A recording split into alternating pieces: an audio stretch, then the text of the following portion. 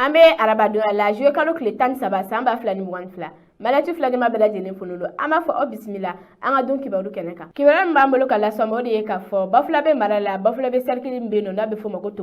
Tomora dugudennin dɔ bɛ yen nɔ n'o tɔgɔ Usubi Janya olu maaw kɔni bɛ k'u plaignent kosɛbɛ barisa u dusuma kasilen don u y'a jira k'a fɔ ko sosofagalan kɔni n'a bɛ fɔ o ma ko pesticide français na a bɛ sosow faga a bɛ nɛmɛrɛw faga a yɛrɛ fana bɛ tɔn kɔni faga maaw kɔni ka foro kɔni kɔnɔna la ani fɛn ɲɛnama caman min b'a to balo kɔni kana na tiɲɛ ko o kɔni kɛli kɔni b'a la ka dama tɛmɛ olu ka yɔrɔ la kosɛbɛ ko barisa o fɛn fagalan ninnu kɔni bɛ k'a kɛ baganw yɛrɛ kɔni bɛ ka sa nɔfɛ ko barisa maa minnu bɛ ka utiliser u ka foro kɔni kɔnɔna la olu maaw kɔni bɛ ka utiliser cogo dama tɛmɛ kojugu fo a kasa kɔni bɛ don du kɔnɔnaw la a b'a la ka maa dɔw bana wa bagan dɔw yɛrɛ kɔni ni bɛ ala ka to a la ko ka autorité locale k'a lajɛ a ka ko in la a sɛbɛla ko barisa olu kɔni sɛgɛnna kuma dɔw ni ɲɔgɔn cɛ autorité kɔni fana k'i sɛbɛ don ko in na a bɛ se ka ban kɔni solution kɔni bɛ se ka sɔrɔ o ko in na cogo min na min b'a to bagan kɔni fana tɛ sa o kɔfɛ kibaruya wɛrɛ b'an bolo ka lasɔn ma yɛrɛ k'a fɔ ko samedi donya tɛmɛnen na n'o yɛrɛ kun ye selidon ye Bamako kɔnɔna la ko Kita mara la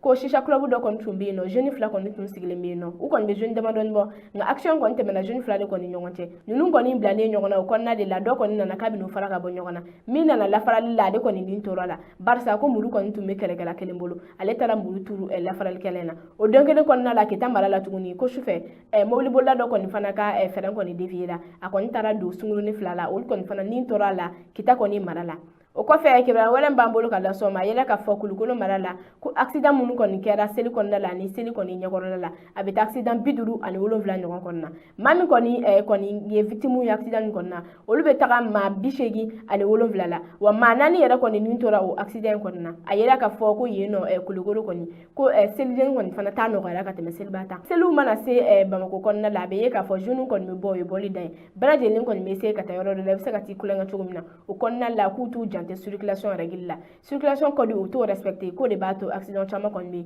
provoquer ten kibaruya laban b'an bolo ka d'a ma o de ye k'a fɔ Sikaso mara la ko motobatigi kɔni ni